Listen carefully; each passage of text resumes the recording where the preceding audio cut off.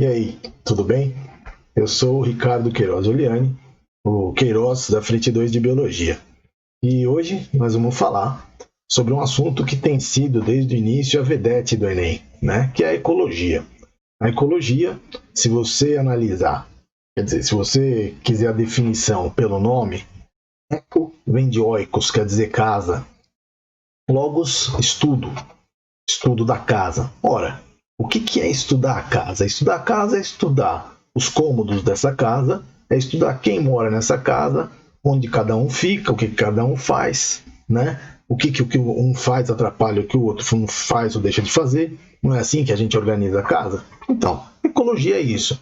Só que pensando de um jeito mais tradicional, né? menos comparativo, a ecologia é a parte da biologia que vai estudar as inter-relações dos seres vivos entre si e com o ambiente. Né? Inter-relação já é entre, né? Mas tudo bem, vocês entenderam.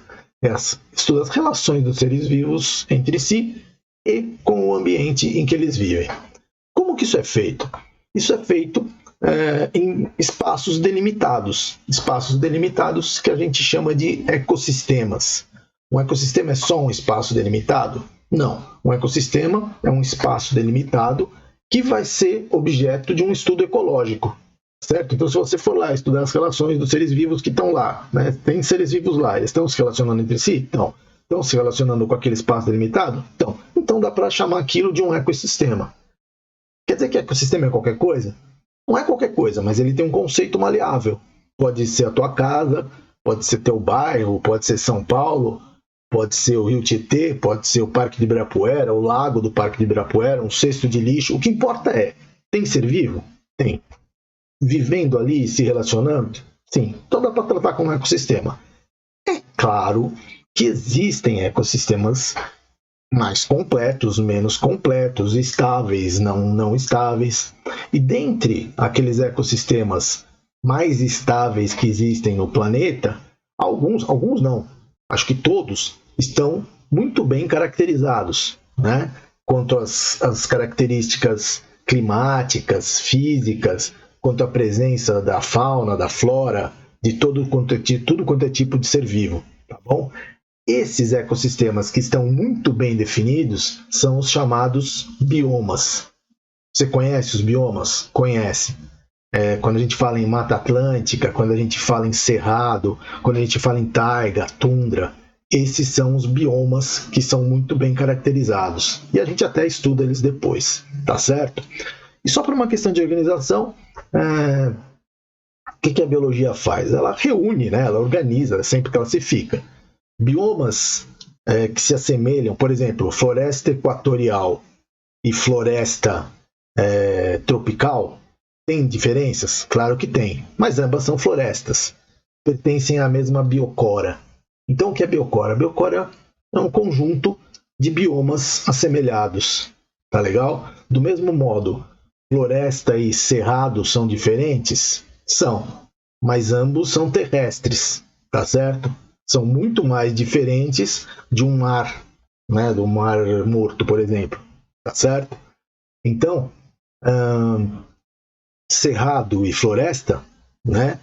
São biomas diferentes, cerrado e floresta tropical são biomas diferentes, mas ambos terrestres, pertencem ao mesmo biociclo, tá certo? O que são biociclos? Conjuntos de ecossistemas, conjunto de biocoras assemelhadas, certo?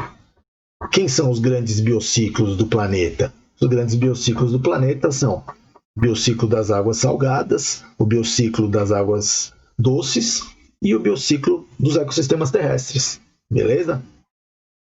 Para terminar, o conceito mais batido ou mais falado, que é o planeta visto como um ecossistema, né? Nosso planeta, a Terra, visto como um ecossistema, é chamada biosfera, tá bom? Então, quando a gente fala biosfera, a gente está falando do ponto de vista ecológico da parte viva do planeta. Quais são as partes fundamentais de um ecossistema? Um ecossistema é constituído por fatores vivos e fatores não vivos. Você fala fatores vivos, você pensa, os animaizinhos. Não, não são só os animaizinhos. né? Do mesmo jeito que você fala os fatores não vivos, você pensa, os seres brutos, a pedra, o rio. Então, né, muita calma nessa hora. Primeiro que todos os seres vivos não é os animais, né? Todos os seres vivos são os animais, as plantas, os fungos, bactérias, vírus, protozoários, quer dizer, o que existir de ser vivo que tiver lá dentro é fator biótico, certo? E fator abiótico tá certo, é a pedra, o riozinho e tal, né? Mas que estaria como, né? A gente classificaria como composição química daquele meio, tá? Mas a gente não pode esquecer das variáveis climáticas. Por exemplo, a mais importante não, a mais inesquecível, a luminosidade. Por que a mais inesquecível? Porque não existe ecossistema sem energia e a fonte de todos eles, ou da maioria absolutíssima, é a luz. E a gente vai listar fatores abióticos e esquece de falar de luminosidade, né? De disponibilidade de água. Então, esses fatores a gente não pode esquecer. Tudo bem?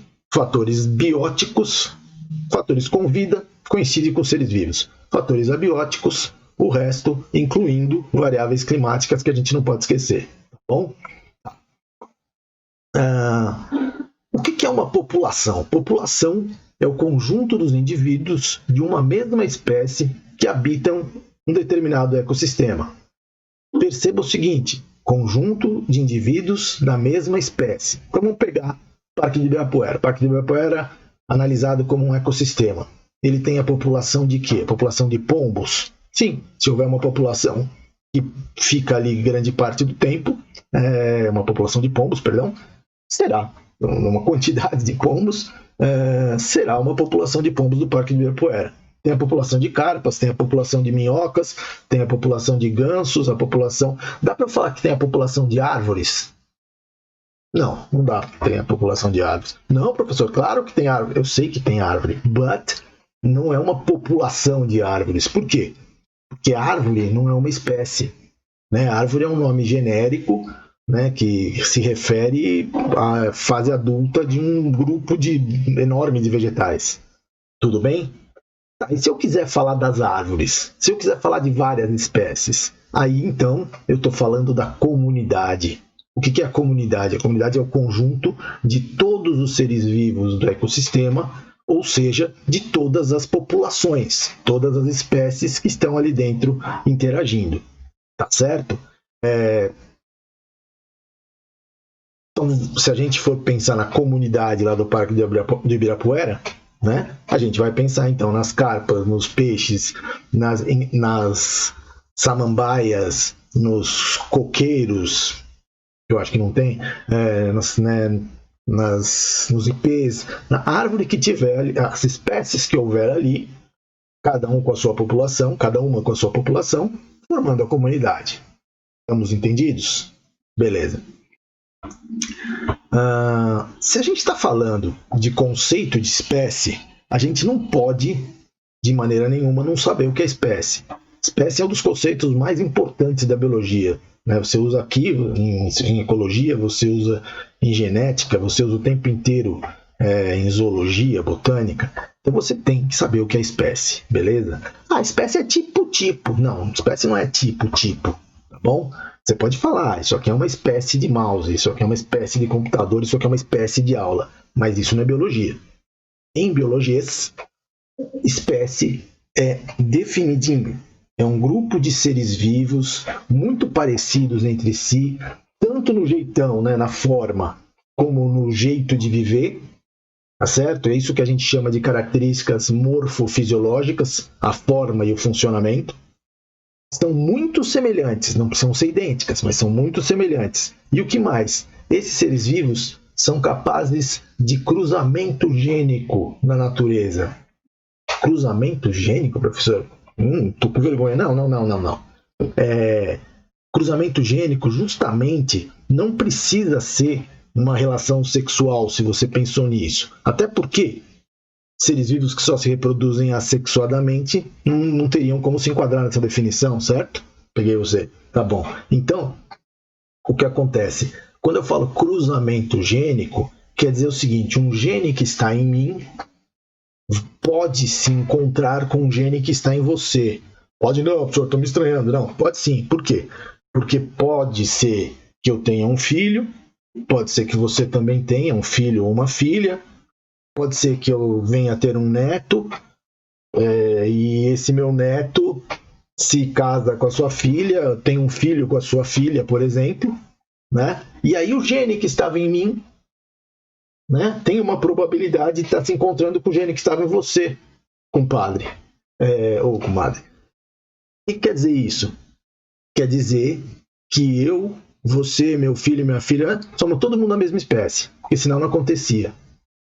E olha que legal, é assim que você entende como é que um pincher é da mesma espécie que um Doberman.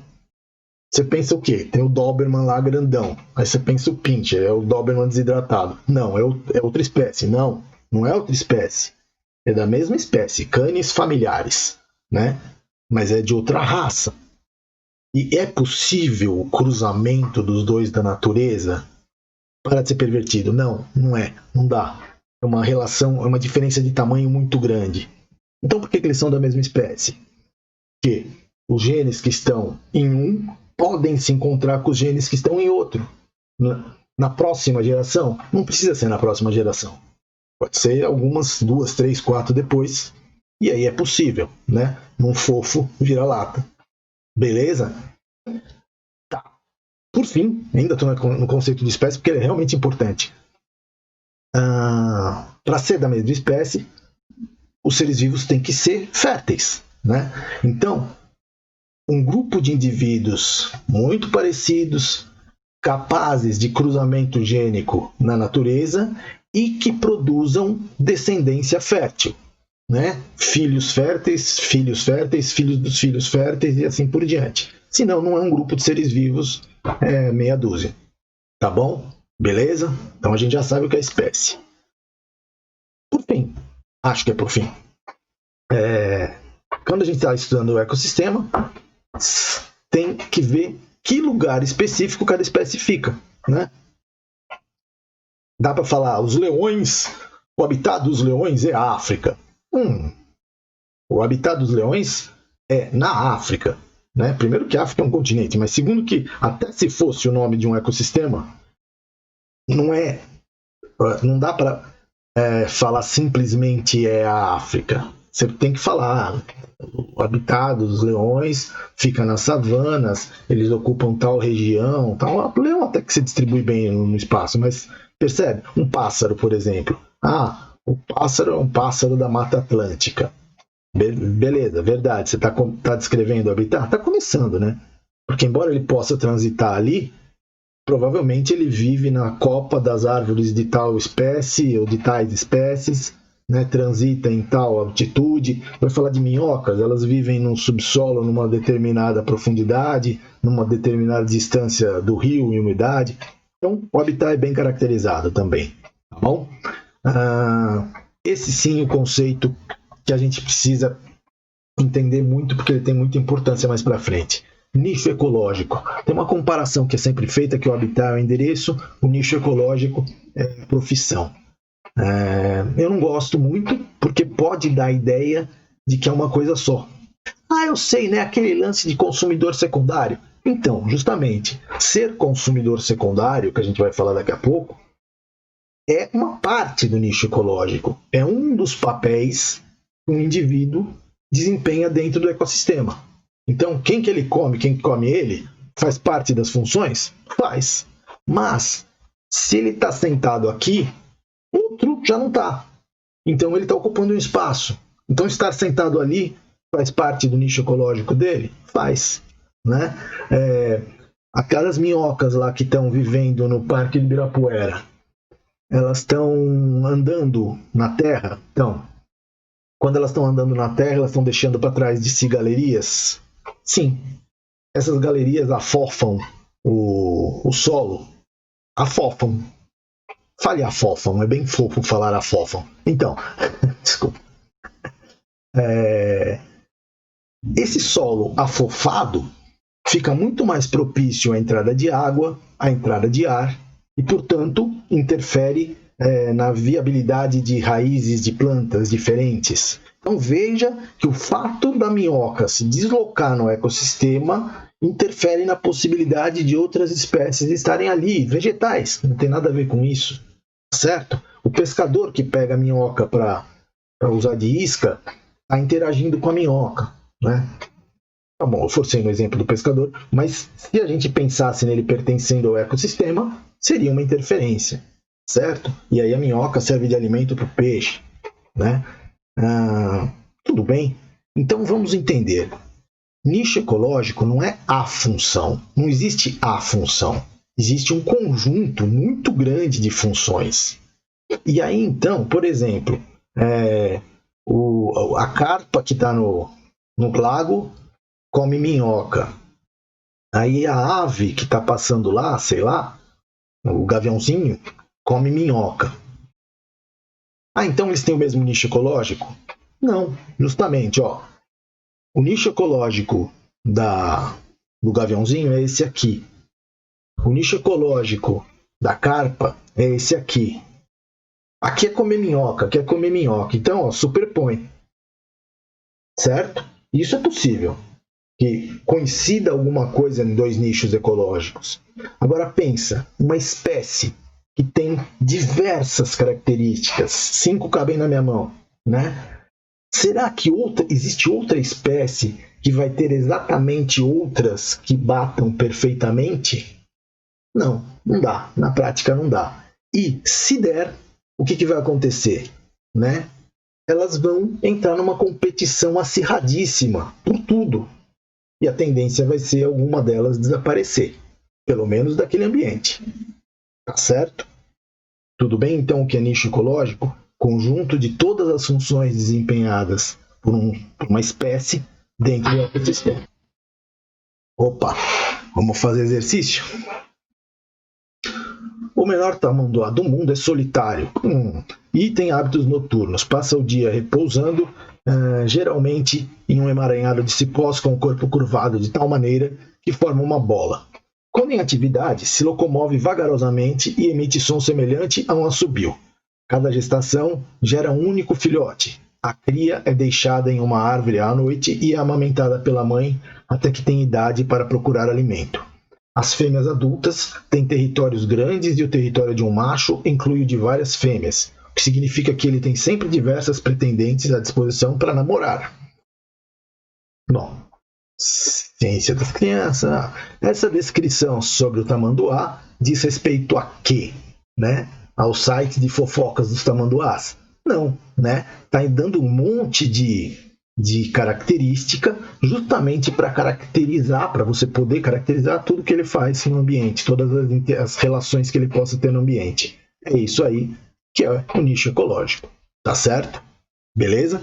Então tá, próxima. Suponha que o chefe do departamento de administração de uma empresa tenha feito um discurso defendendo a ideia de que os funcionários deveriam cuidar do meio ambiente no espaço da empresa. Um dos funcionários levantou-se e comentou que o conceito de meio ambiente não era claro o suficiente para se falar sobre esse assunto naquele lugar. Sempre tem um pentelho. Perdão, sempre tem um chato. Considerando que o chefe do departamento de administração entende que a empresa é parte do meio ambiente, a definição que mais se aproxima dessa concepção é meio ambiente é a região que inclui somente cachoeiras, mananciais e florestas. Não, né? Isso é um ambiente bucólico, bacana. Apenas locais onde é possível o contato direto com a natureza. Com certeza não. Locais que servem como áreas de proteção, onde fatores bióticos são preservados. Isso seria uma área de preservação, talvez, não o meio ambiente. Apenas os grandes biomas, por exemplo, Mata Atlântica, Mata Amazônica, Cerrado e Caatinga. Não. O que a gente falou que é um ecossistema? Um ecossistema é qualquer lugar que seja objeto de um estudo ecológico. Então, todo lugar onde tem ser vivo tem o ambiente desse ser vivo. Qualquer local em que haja relação entre fatores bióticos e abióticos, seja ele natural ou urbano. Cidades são ecossistemas? É óbvio, né? E tem vizinhos que até são seres vivos. Então, a resposta E. Próximo. Na região semiárida do Nordeste brasileiro, vamos aumentar aqui para vocês. Mesmo nos anos mais secos, chove pelo menos 200 milímetros por ano. Durante a seca, muitas pessoas, em geral as mães de família, têm de caminhar várias horas em busca de água, utilizando açudes compartilhados com animais e frequentemente contaminados. Que desgraça. Sem tratamento, essa água é fonte de diarreias, parasitas intestinais e uma das responsáveis pela elevada mortalidade infantil da região. Os açudes secam com frequência, tornando necessário o abastecimento das populações por carros-pipa, uma alternativa cara e que não traz solução definitiva ao abastecimento de água. Considerando o texto, a proposta mais eficaz para reduzir os impactos da falta de água na região seria subsidiar a venda de água mineral nos estabelecimentos comerciais. Não me parece muito prática nem viável, né? Mas se rolar, a minha com gás, por favor. Distribuir gratuitamente remédios contra os parasitas e outras moléstias intestinais. Isso até é uma necessidade, mas não resolve, né, o problema da falta de água. Desenvolver carros-pipas maiores e mais econômicos, de forma a baratear o custo da água transportada. Viagem, né, gente? Fazer um carro-pipão não... Captar água de chuva em cisternas, permitindo seu adequado tratamento e armazenamento para consumo. Não é uma solução barata, né? Claro, existe uma tecnologia envolvida aí, mas parece simpática. Vamos ver a próxima. Promover a migração das famílias mais necessitadas para as regiões Sudeste e Sul, onde as chuvas são abundantes. Isso é fantástico, né? Até se fosse muito verdade isso, que região Sudeste e Sul chuvas são abundantes, a solução para os habitantes de um lugar é sair do lugar. Alternativa para você dar uma risadinha durante o exame, certo? Então nós ficamos mesmo com a alternativa D, que eu já tinha anotado ali por uma falha, sei lá qual. Vamos lá. Um estudo caracterizou 5 ambientes aquáticos nomeados de AAE em uma região, medindo os parâmetros físico-químicos de cada um deles, incluindo o pH nos ambientes. O gráfico 1 representa os valores de pH dos 5 ambientes. Utilizando o gráfico 2, que representa a distribuição estatística de espécies em diferentes faixas de pH, pode-se esperar um maior número de espécies no ambiente qual? Então, vou parar de olhar esse teste para falar, pelo amor de Deus, não pule a questão que tem gráfico. Tá? Eu digo, no Enem é óbvio que você não vai pular, mas quando você está estudando, eu sei por prática, porque já fui aluno e tô nessa faz tempo, tem um monte de aluno, um monte de gente que olha para um gráfico e fala, gráfico, não sei, vou chutar.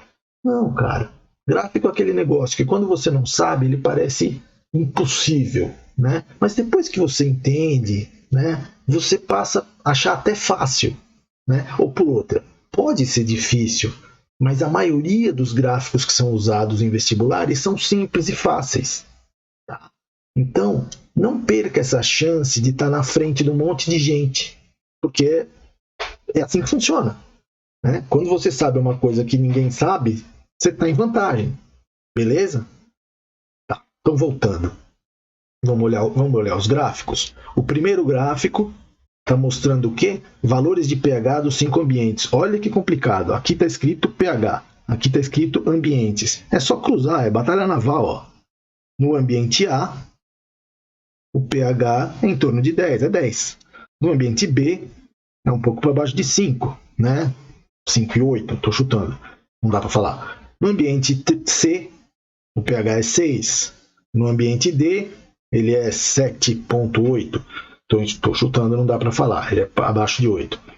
E no ambiente E, ele é em torno de 5. Tá certo? Tá. O gráfico 2 mostra o quê? Mostra a distribuição estatística. Quantas espécies vivem, né, em cada pH. Onde elas sobrevivem melhor? Então é só você olhar. Onde tem mais espécies? Ó, perto de 40 espécies vivem num pH entre 7 e 8. Portanto, a maioria dessas espécies poderia viver bem onde aqui? Onde houver um pH entre 7 e 8. O 7 está aqui, o 8 está aqui. Né? Esse é o ambiente com o pH mais parecido com o da maioria das espécies. Beleza?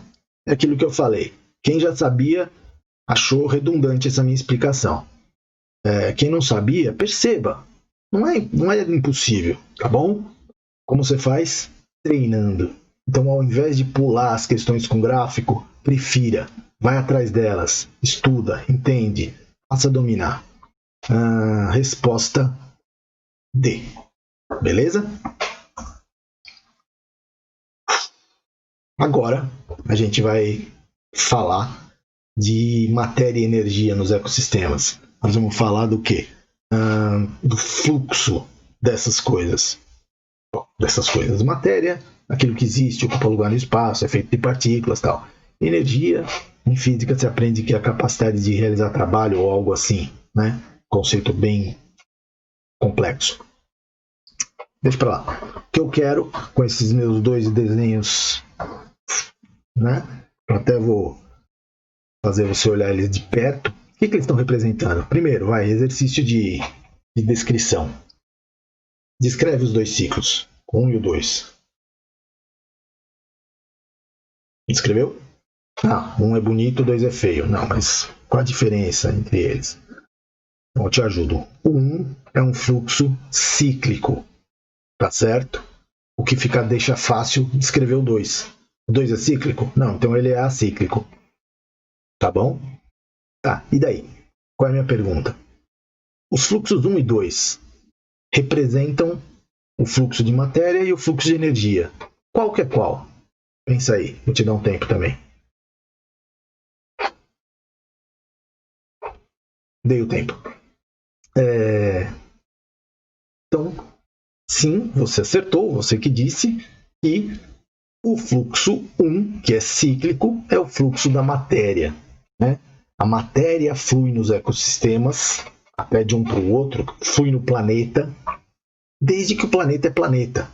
Então, os átomos de carbono que estão fazendo aí o teu corpo, um dia eles estiveram numa planta, e antes de estar na planta, estiveram na atmosfera, e antes de estar na atmosfera, estiveram num cadáver, desculpa tocar no assunto, que foi decomposto, né? E soltou o gás carbônico na atmosfera, e antes de estar nesse cadáver, tá bom. E assim eu vou até a origem do planeta, ou pelo menos a origem da vida. Beleza? Não tem. Mas e se chegar num meteoro? Pode chegar, mas isso é chatice, né? Estamos falando do geral. E o fluxo de energia? Eu pego energia de não sei quem, eu pego energia da comida, eu pego, né? É verdade. Você já fez esse raciocínio? De onde vem a energia? Você pega da sua comida. E a comida? Pegou de quem? Da comida dele. E aí é que vai indo até onde chegar nas plantas. Né? Por quê? Porque não dá para você fazer um ciclo só com animais. Você vai chegar nas plantas. Por quê? Porque são elas que produzem a energia dos ecossistemas, a energia química. E elas fazem isso pela fotossíntese. Ou seja, a energia que move os ecossistemas vem do Sol. A energia que move a vida vem do Sol. Volta para ele? Não. A energia que eu estou gastando aqui, né, ao falar, me mexer, produzir calor, volta para mim de modo que eu a utilize? Não. Tá bom? Energia tem um fluxo acíclico. A gente até fala que é unidirecional. Ao pé da letra estaria errado, mas dá para entender. Bom, beleza. Se matéria e energia fluem nos ecossistemas, nós vamos estudar. Né? Vamos decorar. Não vai errar isso de jeito nenhum. O fluxo de energia é unidirecional. De matéria é cíclico. Ciclos da matéria são os chamados ciclos biogeoquímicos. Bio de vida, geo de terra, químico dos elementos químicos. Eles vão circular pelos elementos químicos, pelos ecossistemas, né, passando pelos seres vivos e por fora deles. Tá bom? Mas como eles estão ciclando no planeta? Para que tem que saber isso? Você tem que saber isso para você saber o que interfere no ecossistema, um determinado poluente, o excesso de uma substância, a falta de outra, né? Você pode prever consequências, você pode diagnosticar problemas, tá certo? Bastante fácil de entender que é importante. No mínimo, são muitos, né? Mas os que a gente espera que o cidadão comum saiba para viver antenado no tempo dele, são esses aí, ó. ciclo da água, ciclo do carbono, ciclo do oxigênio, ciclo do nitrogênio. O ciclo da água é o mais facinho, você ouve falar desde muito cedo. Tem duas caracterizações. O pequeno ciclo seria um ciclo meramente físico, né? Água no estado líquido, sob a ação do sol, evapora, depois condensa, cai, chove, infiltra, vira rio, vira lago, evapora e assim vai, tá bom? Esse é o chamado pequeno ciclo. O que é o grande ciclo? É esse ciclo acrescido dos seres vivos. É a água passando por onde nós já falamos e também incorporada pelos animais que consomem água e liberam água. Tá bom? Esse é o grande ciclo. Animais não, seres vivos, perdão. Ciclo da água, tá aí, ó. Quem é o grande depósito, quem é a grande reserva de água do planeta? Oceanos cobrem uma porcentagem grandona do planeta, né? Ficam sob a ação do sol o tempo todo, só de dia. Forma-se muito vapor, tá? O vapor condensa e forma nuvens. Nuvem não é vapor? Não, nuvem é água. Legal. E aí essa água tá lá, e aí quando mudam as condições de pressão, né, a água cai. Isso que chama precipitar, né? Precipitação de água ou de gelo. Então o que se formam? Geleiras. O que se forma? Infiltra água no solo, se formam lençóis d'água que fluem para os rios, para os lagos, que fluem para os oceanos. Nesse meio tempo aqui, essa água é consumida pelos seres vivos, tanto plantas quanto animais. Tanto plantas quanto animais transpiram e respiram. E a respiração, a equação da respiração libera água. Tá bom? E assim a gente fechou esse ciclo. Claro que dá para desenhar aqui uma plantinha, uma vaquinha pastando, né? um vaqueiro laçando a vaquinha. Dá para enfeitar o desenho, mas não vai sair disso aí, tá bom? Ciclo do carbono, vamos lá. O grande estoque de carbono no planeta é a atmosfera, né? O carbono está combinado ao oxigênio formando gás carbônico. Tem lá 0,5% da atmosfera. Pode parecer pouco, mas é de uma atmosfera grandona, então é muito gás carbônico. Como que esse carbono sai do gás carbônico? Ele é fixado em moléculas orgânicas pela fotossíntese, que é feita essencialmente por plantas e algas, certo? Uma vez constituindo a matéria orgânica, as cadeias carbônicas, essas passam pela nutrição, pela alimentação, para outros níveis tróficos, né? Os consumidores vão passando de um para o outro e o carbono vai fluindo, certo? Quando essas plantas, essas algas, esses animais morrem, o que acontece com a matéria orgânica?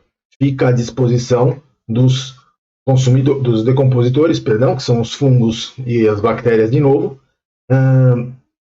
que, assim como os animais e as plantas, usam a matéria orgânica tanto de tijolinho para construir o corpo, como combustível, né? Também como combustível. Eles quebram essa cadeia carbônica para obter energia. Esse processo se chama respiração. Então eles fazem a respiração que, se for respiração aeróbica, utiliza o oxigênio. Se não, não. Todo mundo que pode prefere fazer aeróbica porque o rendimento é melhor. Não importa aqui. O que importa aqui é que eles estão devolvendo o gás carbônico para a atmosfera. Esse é o caminho. Tem ainda aqui um outro desvio que não está citado nesse ciclo, que não é um desvio, né, é um caminho. Alguns desses animais, mamíferos na sua maioria, fazem o quê? Eles eliminam metano na digestão. Eles produzem metano na digestão, e esse metano, que é CH4, né, é uma forma de carbono também, que é liberada para a atmosfera e depois se converte em gás carbônico. Qual o problema? Não haveria problema, estaria diluído aqui. Acontece que, pela ação humana, né, de criação, os grandes rebanhos, a grande quantidade de rebanhos, acaba emitindo uma quantidade significativa desse metano, que passa, então, a inclusive ser um gás a mais aqui, contribuindo para o fator estufa. A gente fala nisso em um segundo. Fechou o ciclo? Fechou. No entanto, aqui sim tem um desvio. Qual? Nem todo mundo que morreu foi para decomposição normal, né? Ao longo aí dos milhões de anos de história da vida, né? Tem uma parte desse carbono, uma parte dessa matéria orgânica que se depositou e foi objeto, né, de um processo especial de fossilização, virando os chamados combustíveis fósseis. Então, formam-se assim petróleo, gás natural, que ficaram milhões de anos formados e presos. O que aconteceu? Milhões de anos tirando o carbono daqui, da atmosfera, e acumulando aqui. Aí, em pouco mais de 200 anos, ou seja, depois da Revolução Industrial, as máquinas começam a queimar esse combustível fóssil e devolver para a atmosfera em ritmo acelerado. Perceba então que esse gás carbônico aqui aumenta em quantidade de uma maneira brusca. Sim, né? Aquilo que foi tirado em milhões de anos, grande parte está voltando em pouco mais de 200 anos. Ou seja, é uma mudança do ambiente, uma mudança de fatores abióticos que não dá tempo das espécies se adaptarem, certo? Não dá o tempo evolutivo de adaptação de muitas gerações selecionar quem sobrevive. Ou seja, muitas espécies não sobrevivem. Nossa, que alarmismo. Não é alarmismo. Muitas devem ter sumido e a gente nem sabe. Outras estão sumindo. E agora sim, quando a gente fala de aquecimento global, a gente está preocupado até com a nossa extinção, desaparecimento, né? Então, metano, gás carbônico são gases que ajudam a reter o calor na atmosfera e, portanto, no planeta. O aumento da concentração deles na atmosfera é indiscutível, aumenta essa capacidade. E, portanto, o planeta aquece mais rápido do que estaria aquecendo. Ah, mas eu ouvi falar que o primo do amigo do fulano que estuda não importa. Tem gente que fala que essa alternância entre resfriamento e aquecimento do planeta é cíclico e normal. Sim, é fato, existem dados sobre isso. Mas não quer dizer, também é fato, que se o negócio está esquentando e a gente acelera o aquecimento, você antecipa as consequências drásticas. Então, aquilo que a gente puder fazer para evitar ou para não antecipar, é nossa obrigação fazer. Claro, não tem por que ficar questionando, mas é questão de alguns séculos só. Pô, como assim? Vai falar isso para quem vai morrer antes, né? Não é isso. Ciclo do oxigênio, a gente tem o quê? Na atmosfera, o oxigênio está na forma de O2 se interconvertendo com O3. Ou seja, o gás oxigênio e o gás ozônio se interconvertem espontaneamente.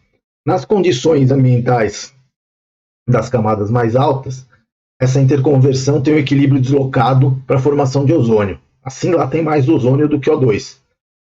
Forma-se assim a tal camada de ozônio. Essa mesma interconversão, aqui embaixo, né, nas camadas inferiores da atmosfera, tem um equilíbrio deslocado para a formação de oxigênio. Então aqui tem oxigênio e pouquíssimo ozônio que a gente não percebe. Certo? Tá. Esse oxigênio é utilizado por todos os seres vivos aeróbios na respiração celular, na respiração aeróbica. É incorporado, depois acaba saindo, junto com a água de outra maneira, mas volta para o ambiente. As plantas, ou os seres fotossintetizantes, liberam o oxigênio justamente no processo da fotossíntese. Então a gente fecha o ciclo aqui, curtinho. Bom, ainda existe o quê? Uma parcela do oxigênio que ao longo aí da formação do planeta foi se combinando principalmente com metais, né, e formando as jazidas minerais aí que vão sendo exploradas pelos minérios, para retirada dos minérios, e esse oxigênio ou fica ali no minério ou acaba sendo liberado pelo processamento do minério. Tá bom? Tá. Só isso? E notar que o oxigênio, na verdade, para fazer um ciclo perfeito, a gente teria que considerar, né? Que o ciclo da água tem oxigênio, o ciclo do gás carbônico tem oxigênio, do nitrogênio tem os nitratos com oxigênio. seria impossível. Então a gente pega esse recortezinho aqui do ciclo do oxigênio e fala dele. Depois a gente fala da importância dessa camada de ozônio, né, que filtra os raios ultravioleta. Tá bom? Seguindo. Pô, aí a gente chega no ciclo do nitrogênio. O ciclo do nitrogênio é assim, bastante cobrado. Então esse a gente vai ter que parar para decorar, para estudar, para não bobear. Tá certo? É importante. Então vamos pensar um segundo. Onde tem nitrogênio? O grande estoque do nitrogênio também é a atmosfera. Tem quase 80% de nitrogênio na atmosfera. E é para quê? Se ele é inútil? Não, ele não é inútil. Então vamos pensar, onde que tem nitrogênio? Pensa aí. Pensou? Normal, se você tiver lembrado, normal também se não, porque a gente esquece. Então vou lembrar vocês. A gente é feito em grande parte de proteínas, certo? Proteínas são a natureza química das enzimas que controlam a vida em praticamente todos os seres vivos, né? Controlam o metabolismo de todos, tá certo? Portanto, sem enzimas, sem proteínas, não tem vida. E proteínas são feitas por aminoácidos, sendo que aminoácido chama assim porque tem um grupo amina, onde tem nitrogênio. Então pensa só, por conta das proteínas, o quanto o nitrogênio é importante. Se você não está contente ainda, eu vou dar outro motivo. Você sabe da importância de RNA, DNA, os ácidos nucleicos? Sim, você ouviu falar. Você não tem dúvida disso. Eles são feitos de quê? De nucleotídeos. Nos nucleotídeos tem as bases nitrogenadas. Ora, por que as bases nitrogenadas chamam assim? Porque tem nitrogênio, né? Então, nas moléculas da vida e da reprodução, da hereditariedade, nitrogênio é indispensável. Então, acho que se alguém estava na dúvida, já se convenceu da importância do nitrogênio. Beleza? Você tem que saber associar nitrogênio com as necessidades proteicas dos seres vivos. Certo? Ok. Que bom, né? Que justamente o nitrogênio tão importante, tem 80% na atmosfera, né? Peguei. Soltei. Por quê? Porque a gente, desgraçadamente, não tem competência nenhuma para ficar com gás nitrogênio. A gente não tem nenhum recurso para tirar esse nitrogênio gasoso da atmosfera. Então a gente come, né? Isso, a gente come coisas que tenham proteínas e se vira com isso. Mas e o que a gente comeu? Como que tem nitrogênio? Eles conseguem tirar do ar? Não. Eles também pegam do que eles comem. E aí você vai vendo o que come, o que come, o que come. Chega nas plantas. Mas as plantas conseguem tirar o nitrogênio do ar? Não. Qual é a mágica? Então agora a gente chegou no ciclo do nitrogênio de verdade. A mágica é que na natureza, nos ambientes aquáticos ou solo úmido, onde haja bactérias especiais, chamadas bactérias fixadoras do nitrogênio, vai acontecer a fixação do nitrogênio. Elas e só elas fazem isso na natureza que a gente conhece. Pegam nitrogênio gasoso e convertem em amônia. Fazem isso por quê? Para que a gente exista? Não. Fazem isso porque nesse processo elas obtêm energia para viver. Tá certo? Só que graças a Deus, ou graças a elas, esta amônia aqui fica no ambiente, seja na água ou no solo, disponível para outros seres vivos. Algumas plantas conseguem utilizar diretamente essa amônia. Poucas, mas algumas conseguem. Não tem importância, porque essa amônia está também à disposição de algumas bactérias e com ela fazem nitrito. E o nitrito é tóxico. Não tem importância, porque tem outras bactérias que pegam o nitrito e transformam em nitrato e deixam o nitrato à disposição. Certo? De novo, essas bactérias que estão fazendo isso não é por bondade e caridade. Elas estão obtendo energia, né, para construir suas cadeias carbônicas. Elas são quimiosintetizantes. Lembra da gente falar disso antes? Então, ok.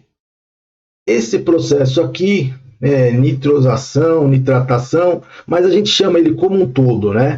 A gente chama de nitrificação, tá certo? Então, embora seja um processo em duas etapas, a gente praticamente desconsidera essa etapa aqui do meio e chama o todo de nitrificação. Quem faz isso? As chamadas bactérias nitrificantes, tá bom? Não interessa se elas estão fazendo a primeira etapa ou a segunda, a gente põe no mesmo pacote e chama de nitrificantes, beleza? E daí? O que aconteceu? Aconteceu que esse nitrato que ficou à disposição no ambiente pode agora ser utilizado por toda e qualquer planta. Essas plantas então incorporam esse nitrogênio, constroem os seus aminoácidos, fazem as suas proteínas. E isso fica à disposição então para todo o resto da cadeia alimentar, né? Para os animais e todos os demais seres vivos, que vão consumir as proteínas, pegar os aminoácidos delas, quebrar e fazer outros aminoácidos que precisem, né? E assim conseguir ter a vida que a gente conhece como forma de vida. Ok. O que acontece então com essas proteínas e aminoácidos presentes nos seres vivos? De novo, o fim é sempre o mesmo. Vão morrer, né? O ser vivo morre e, uma vez morto, a matéria orgânica fica à disposição dos decompositores. Os decompositores vão decompondo a matéria e liberando de novo quem? A amônia para o ambiente. Então, a decomposição dos seres vivos como um todo, né, no geral, libera amônia para o ambiente. Tá certo? Outra maneira que os animais especificamente eliminam nitrogênio é na excreção, na urina. Né? A gente elimina ureia, outros eliminam ácido úrico, outros eliminam amônia. Certo? Diretamente a amônia. O fato é, a amônia ficou de novo no ambiente. Então ela pode fechar o ciclo aqui com as bactérias ou com aquelas plantas, né? Ou ainda, tanto a amônia quanto o nitrato podem ser aproveitados por um terceiro tipo de bactérias, são as bactérias desnitrificantes. O que é a desnitrificação? É o processo que elas fazem para obter energia e, para nossa sorte, amônia e nitrato são liberados na forma de nitrogênio gasoso e assim o ciclo se fecha realmente. Né? O nitrogênio está ciclando no planeta e, graças à presença, ao trabalho dessas bactérias todas, a vida existe como ela é, né? Como a gente conhece e gosta. Tá joia? Nossa, Ricardo, ferrou, não vou saber isso nunca. Será? Vamos dar uma forcinha para você. Olha isso aqui. Separei. Nitrogênio está na atmosfera, não é isso? Você não vai esquecer, tá? Nitrogênio está na atmosfera e ele vai virar o quê? Ele vai virar amônia.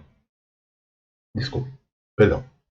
Ele vai virar amônia. A amônia vai ser convertida em nitrato, não é isso? Tá ok, eu falei aí para vocês que tem um nitrito aí no meio do caminho, mas que a gente desconsidera e fica pensando só na conversão em nitrato. Tem mais alguma substância diferente e importante no ciclo para pensar? Não, são essas três e só. Tá certo? O que acontece com o nitrato? Ele vai ser convertido de volta em nitrogênio ou a própria amônia faz isso. Então o que nós temos? Além das três substâncias bacanas, nitrogênio, amônio e nitrato, a gente tem agora também as setas formando um triângulo fofo, certo? As setas azuis estão mostrando o caminho para chegar em nitrato, setas marronzinhas estão mostrando a volta para o nitrogênio. Pronto, acabou? Não acabou. Mas concorda comigo? Tem só três nomes, e que eu já falei tanto que você já quase decorou: nitrogênio, amônia e nitrato. Tá certo? Na verdade, aquele ali é o amônio, mas tudo bem. Como se chama o processo de pegar o nitrogênio no ar solto e fixar numa molécula não gasosa? Chama-se fixação. Não é um nome criativo e isso é ótimo, porque para fixar, o processo é fixação. Sem problemas, eu espero. Agora, para amônia virar nitrato, o processo como um todo chama-se nitrificação. Não é tão óbvio quanto fixação, mas eu uso um trocadilho idiota que me ajudou, quem sabe te ajuda. Era amônia, vai ficar nitrato. É a nitrificação, tá certo? Eu sei que para você ficação é outra coisa, bacana, bem melhor, mas se ajudar para você decorar, ótimo. Nitrificação. Bom, pronto, chegamos no nitrato. Três nomes, dois nomes de processo. E para desfazer a nitrificação, a gente desfaz a nitrificação. É desnitrificação. Pelo amor de Deus, você não vai falar que você lembra de um nome e esqueceu do outro, né? É o mesmo nome com um des ali. Tá certo? Tá fácil? Não sei se tá fácil, mas tá possível. Pô, mas tem até aquele monte de ser vivo que vai fazer isso, fazer aquilo. Então, aquele monte de ser vivo, na sua maioria, para não dizer tudo, são bactérias. Santas bactérias, tá bom? Bactérias que fazem a fixação são chamadas bactérias fixadoras. Dá para você lembrar de um nome e esquecer o outro? Espero que não, né? Beleza? Tá. As bactérias que fazem a nitrificação são o quê? Bactérias nitrificantes. E eu dou meu reino para quem descobriu o nome das que fazem a desnitrificação. Pois é, eu não tenho reino, você não ganhou nada, mas você acertou. São desnitrificantes. Tá bom? Então agora a gente praticamente zerou o ciclo. A gente falou tudo de todas. Não, mas tem aquelas algas azuis que você disse, né? As algas azuis que não chamam mais algas azuis. É verdade. Elas também, na prática, são o quê? Olha ali, ó, bactérias. São as cianobactérias responsáveis por essa fixação no ambiente aquático, um ambiente muito úmido, e as demais bactérias fixadoras de nitrogênio. Certo? Acabamos nomes? Acabamos nomes.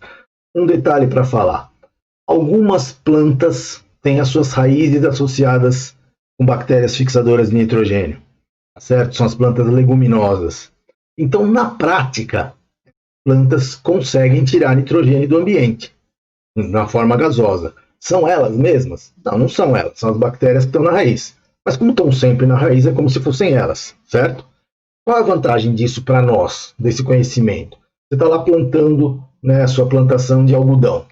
Algodão está empobrecendo o solo safra após safra. Aí então o solo ficou uma porcaria sem nitrogênio, né? Aí você tem que fazer o quê? Gastar dinheiro com adubo? Não, você faz assim, você vai lá e planta uma leguminosa, por exemplo, feijão, né? No fim da safra, o que você tem? Além da feijoada, você vai ter o quê? A possibilidade de, ao invés de tirar, plantar, etc., você passa a máquina em cima, deixa a raiz, tudo lá o que sobrar, e o teu solo já está novamente adubado com nitrogênio. Bacana, né? Chama adubação verde isso aí, tá certo? Uma tremenda de uma alternativa para o uso de insumos químicos aí que são caros e muitas vezes prejudiciais para o ambiente. Chegou? Temos uns minutinhos aí para fazer exercícios. A cada safra, a quantidade de café beneficiado é igual à quantidade de resíduos gerados pelo seu beneficiamento. O resíduo pode ser utilizado como fertilizante, pois contém cerca de 6,5% de pectina, um polissacarídeo, aproximadamente 25% de açúcares fermentáveis, frutose, sacarose e galactose, bem como resíduos de alcaloides, compostos aminados, né? As minas aí, gente, que não foram extraídos no processo. Beleza. Esse resíduo contribui para a fertilidade do solo, pois, sem ler a alternativa, o que falou? Que está sobrando carboidrato, certo? E que está sobrando, está escrito ali, né? Açúcares, polissacarídeos, são carboidratos. E que está sobrando compostos aminados. Carboidrato em carbono e hidrogênio, compostos aminados, além da molécula orgânica, ou além da cadeia carbônica, tem amina. Né? Ok, esse resíduo contribui para a fertilidade do solo, por quê? Possibilita a reciclagem de carbono e nitrogênio. Simpático, né? Promove o deslocamento do alumínio. O que tem alumínio a ver com isso? Nada. Melhora a compactação do solo. Melhorar a compactação do solo não é bom para a agricultura. Eleva o pH do solo em função da degradação dos componentes do resíduo. Essa aí é bacana, hein? Eu não entendi nada, deve ser essa. Não vamos por aí, né? Apresenta efeitos inibidores de crescimento para a maioria das espécies vegetais. Não, e por que isso seria bom? Então, você acertou a alternativa A. Mudei de questão, você viu? O monóxido de carbono é um gás extremamente tóxico. Ele interfere no processo respiratório dos vertebrados, pois se estiver presente no ar, haverá no sangue uma competição entre o O2 e o monóxido. Infelizmente, grande parte da população convive diretamente com a presença desse gás, uma vez que ele é produzido em grandes quantidades. Então está perguntando de onde vem o monóxido de carbono. O dióxido de carbono, o gás carbônico, vem da queima total da glicose, né? Ou do carboidrato. O monóxido vem da queima parcial. Então, se sobra alguma coisa ainda com cadeia carbônica, o que está sendo produzido é monóxido e não dióxido. Quem faz isso? A maioria dos motores a combustão acaba produzindo monóxido. Nas queimadas em matas e florestas, a queima é total. Na decomposição da matéria orgânica nos lixões urbanos, a queima costuma ser total. No abdômen de animais ruminantes, aquilo que a gente falou vai produzir metano. No processo de combustão incompleta de combustíveis fósseis. Bingo. Nas chaminés das indústrias que utilizam madeira, não. A gente fica, então, com a alternativa D, tá certo? A maioria dos veículos, a maioria não, né? Por lei todos têm o catalisador, que aceleram a transformação do monóxido em dióxido para ser menos prejudicial. Então, vamos lá, próxima. Vou melhorar aqui para vocês enxergarem. O alemão Fritz Haber recebeu o Prêmio Nobel de Química de 1918 pelo desenvolvimento de um processo viável para a síntese da amônia. Em seu discurso de premiação, Haber justificou a importância do feito, dizendo que, desde a metade do século passado, tornou-se conhecido que um suprimento de nitrogênio é uma necessidade básica para o aumento das safras de alimentos. Entretanto, também se sabia que as plantas não podem absorver o nitrogênio em sua forma simples, que é o principal constituinte da atmosfera. Eles precisam que o nitrogênio seja combinado para poderem assimilá-lo. Economias agrícolas basicamente mantêm o balanço do nitrogênio ligado. No entanto, com o advento da era industrial, os produtos do solo são levados de onde cresce a colheita para lugares distantes, onde são consumidos, fazendo com que o nitrogênio ligado não retorne à terra da qual foi retirado. Isso tem gerado necessidade econômica mundial de abastecer o solo com nitrogênio ligado. A demanda por nitrogênio, tal como a do carvão, indica quão diferente nosso modo de vida se tornou com relação ao das pessoas, que com seus próprios corpos fertilizam o solo que cultivam. Desde a metade do último século, nós vínhamos aproveitando o suprimento de nitrogênio do salitre, que a natureza tinha depositado nos desertos montanhosos do Chile. Comparando o rápido crescimento da demanda com a extensão calculada desses depósitos, ficou claro que em meados do século atual, uma emergência seríssima seria inevitável, a menos que a química encontrasse uma saída. Bom, o que a gente tem então?